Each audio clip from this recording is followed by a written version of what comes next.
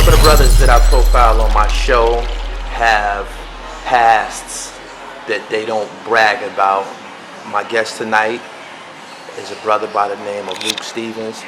He has some independent films out. He's doing a lot of positive things in the entertainment industry, and I want to talk about the new Luc. We're going to get back to the 80s, but tell me what's going on with you today. Why don't you introduce yourself to my viewers? What's going on? My name is Luc Stephen. Entrepreneur. Right now I'm into films. I did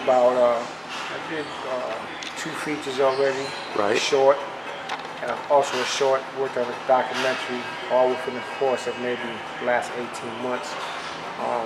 2 features.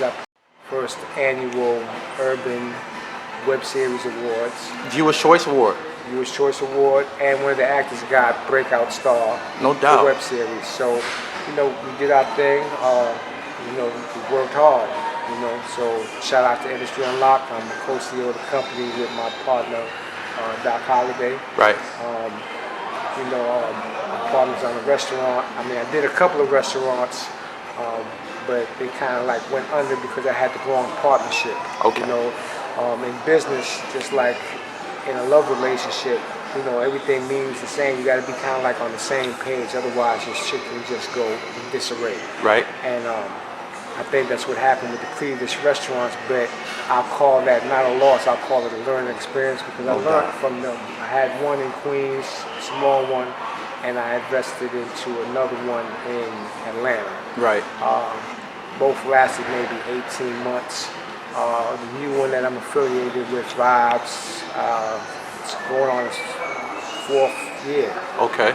So it's going strong. It's one of the best restaurants it's not one of the best, it's the best restaurant in Queens. Okay. Food-wise. People come all the way from the Bronx just to get our food. It's a good thing.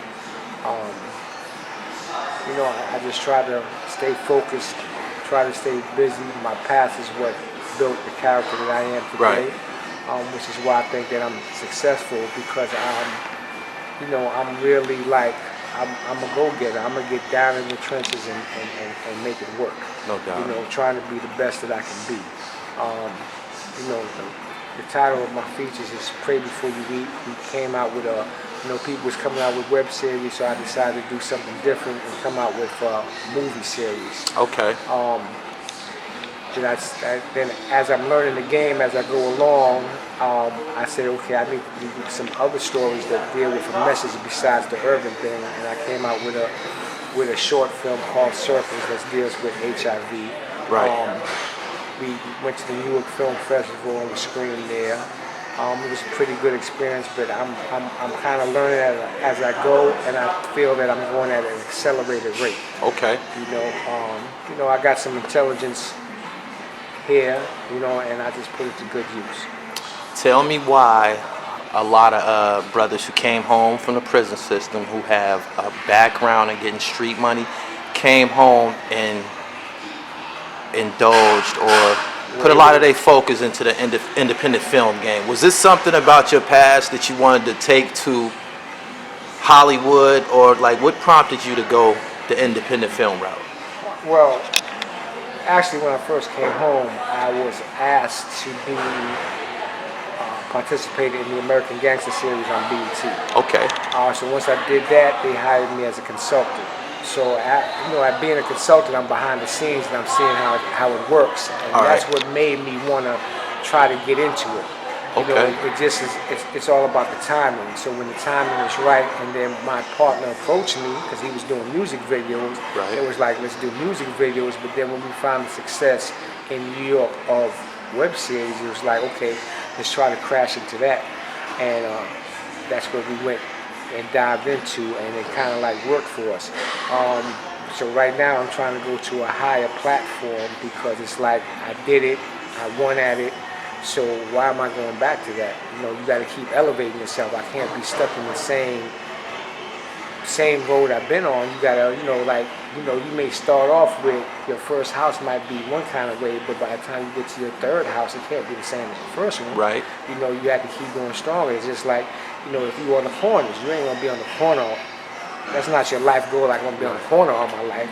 You're gonna try to progress so that way you're not on the corner and you'll still be able to get some dollars and you're doing something else. Not to cut you off, I'm glad you said that.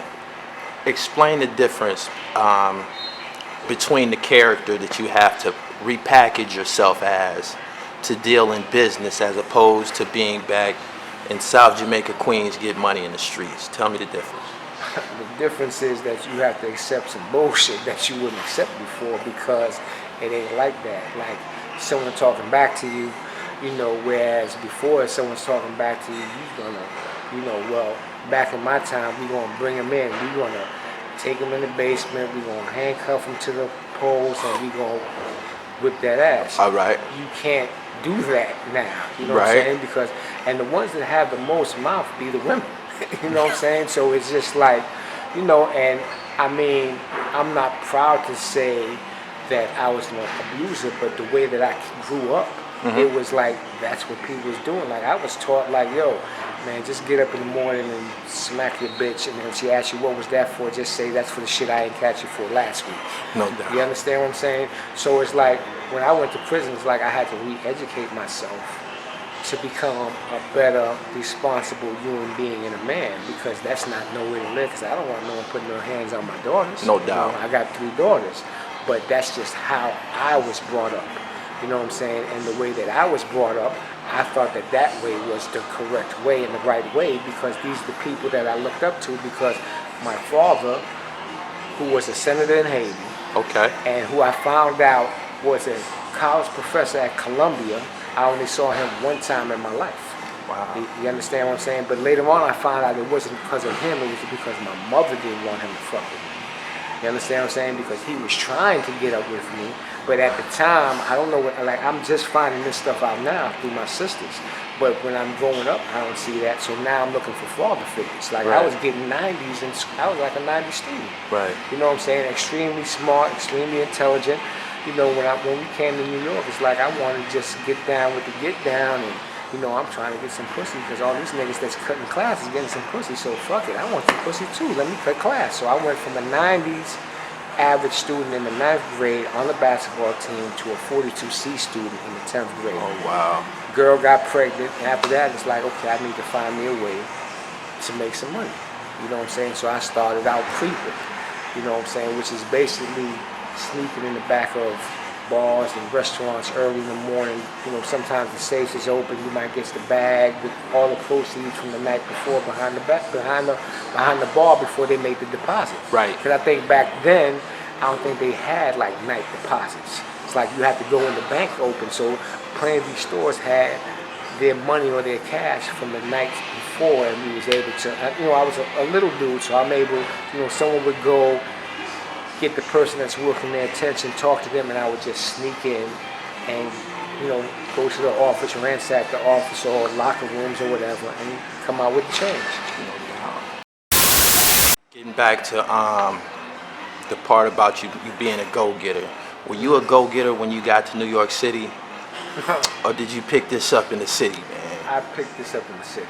You know, like New York is, you know, like back then, like, you know, New York, big city of dreams. Right. So it's like, you come to New York, you have big city, it's the big dreams, and, you know, what I applied back then as to become a fast learner as far as the hustling and whatever, because it's not like I had a rough, crazy childhood. Of course, it was rough back then, and I'm able to survive. People's robbing you for sheepskins, that's $200. People's robbing you for gazelles, it's like $200. People's robbing you for the British walkers, it's like $50. So it is kind of like a rough time. Right. And I survived that rough time. So I'm not going to say I was the bully of the block, because I wasn't. You understand what I'm saying?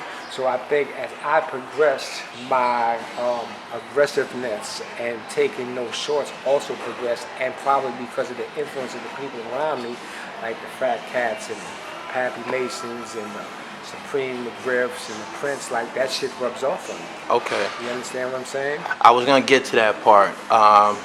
Your contemporaries. Explain to my viewers who your contemporaries were in the 1980s. The go-getters that you was running with, because we about to go in that direction. All right. So in the 1980s, I got down with Lorenzo Fat Cat Nichols. He had Supreme Mcgriff was part of our crew. This is like the early time before Supreme branched off of Sion. Okay. Pappy Mason, Chris Williams. So, everyone, branched off into their own situations as time went on. I think Preem was the first one because Preem was dealing with him, but he, Preem was like more or less his own man also. Okay. You know what I'm saying? But it was coming from him, and then he just dealt with some other people as it went along. So once I did the bid, when I came back, homie was like in a better position than he was when I left. Fat Cat was? Yeah. Fat Okay. Cat, he was in a very good position. So he had become a millionaire. I would call home and his mother would be like, oh, he got a piece that costs as much as a Cadillac. So, back then we was driving Cadillacs and 98s. Right. So, once I came home, now everyone's into the foreign market, like the Benzes and the BMs. And back then you can just go into that motherfucking store and just drop that $40,000, $30,000 or whatever your car cost. What was your first foreign?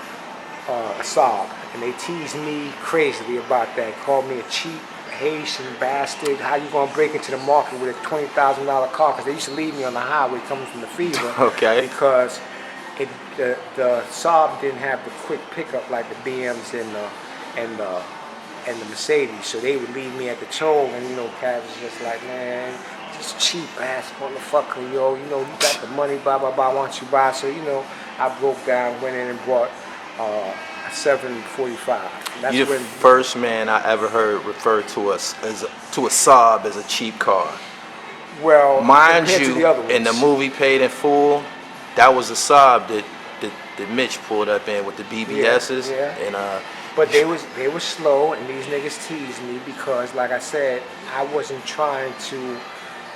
I was kind of different. Like, what I'm saying? Like, we were spending money, but like, I think, however Cat's mind was thinking, because I guess if he gets you to spend, you understand what I'm saying? You still got to keep fucking with him. right. You understand what I'm saying? So if you make 40 or 50,000 that week and you spend 40 or 50,000, nigga, that means you still got to work. Like, nigga, don't try to get out of it. You understand what I'm saying? Like, no, nigga, buy that. Yo, buy this. You want to sell this? Yo, you need this? That's just how it was. So I don't know if it was done purposely or if it just was like, yo, nigga, you making money, have fun. Because at that time, we didn't think it was going to end. Right. You know what I'm saying? No one thought that the end was near because it's like, we was like, okay, uptown the feds is coming in because niggas is selling weight. We're going to take these joints and we're going to break them down. Like, I had dimes. Right. So I broke my joints down to dimes, $100,000. So you pumped dimes until they came and got you?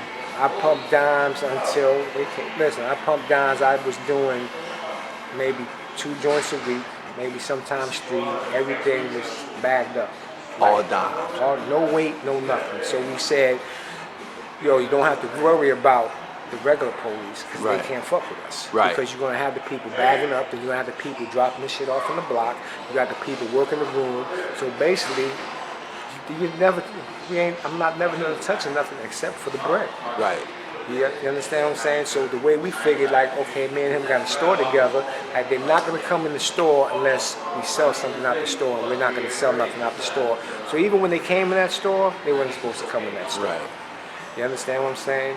And I could still remember that night like it was yesterday. It's just like we sitting in the back, you know what I'm saying? We had some weed on the table. Because I think we had just got some weed from someone. We've had some weed on the table. Of course, we have guns back there. And I look up, and the motherfucking sergeant is like crouched down saying, don't move. Like, what the fuck is he doing back here? So, of course, their report said that someone bought some weed from the store, but that was just bullshit. You know what I'm saying? Listen, people was making noise. And like, yo, they wanted to shut us down by all means necessary. That's what they did. Now, what happened in the after effect, because I think Cat got even stronger after we got locked up, because he was able to put people in positions to get money, and he started dealing with different people from Brooklyn and everywhere else now. So now it became, he became stronger. And then when he's in there, it's like, power is a motherfucker. Right. You understand what I'm saying? So now once you have that power, it's like, you could do it. You could do anything parole officer gets killed. Hey, I wasn't in. I'm in with him. Parole officer gets killed. You know what I'm saying? How it happened, why it happened. I'm not in that room at that time in that seating because we both locked up. Okay. And sometimes I look at things like shit happens for a reason. Like, okay, I got arrested when I got arrested. So he's my co-defendant. We're locked up. I got a bail. They remanded me though. So, parole remanded me. So now I'm stuck. But now when the parole officer gets killed, I'm not out. What was your what was your life like after the murder of Officer Edward Byrne? You said you was booked when it happened, right? I was booked with Ryan Rooney, which was the parole officer first, and then I was up north when Burns got killed. Okay. So Rooney was Cat's PO. Yeah. Okay. When Burns got killed, I was in. I came in, and I seen the news, and the crazy shit is like, I think I was in Clinton Annex. Like the whole niggas that was going to board, they're looking at me like, yo, y'all Queens niggas fuck shit up. Like, cause now everyone that's going to the board thinks they gonna get hit. Gonna get a hit, yeah. Now, after the Burns killing, of course, now once I come home, it's like I came home in, I think, 91. I came home. Of course, I started hustling. I'm doing my thing again out in the projects. And my old parole officer became the supervisor of Queens. Okay. And so I go into the parole office, and my parole officer pulls me to the side and like, yo, why didn't you tell me you was with Cat and them? Like, I'm not supposed to tell you that. Nah. Like, you supposed to know all that. Right. That's my co-defendant. Right. You know what I'm saying? I'm not supposed to come in there. So she said, like, yo, they want to put you on special supervision. Like, I done been home over a year now. My shit is set up. Right. You understand what I'm saying? I'm situated. Like, nigga, you're not sending me to Brooklyn on special supervision. So I go and talk to actually, I went and I spoke to a old timer and asked him what he should do, and he just was like, well, yo, you can't get no more time, so if you feel uncomfortable, boogie. So that's what I did. Right. I just said, fuck it, you know what I'm saying? Shut the projects down, and I just stopped going out of town. You know what I'm saying? And I just like, yo, when they catch me, I still got the same amount of time left that I would have to do if I get violated. Yeah. So I'm like, come get me. I'm not gonna have my life all complicated, going to special supervision and every week, and now your niggas want me to quit my job because you feel at my job I make too much money. Like, the shit just went crazy. But right. That was because my old PO at the time, when they killed the parole officer, and then with the police shit, it was just like, yo, you know what I'm saying? Like, he's one of them. So he's one of them. We have to play him close. Right. You know, and I believe that's the reason why I got set up with my federal case. Because my federal case, I mean...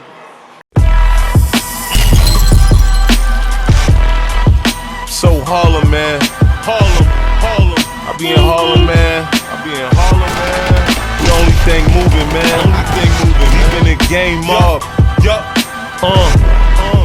40th. Harlem.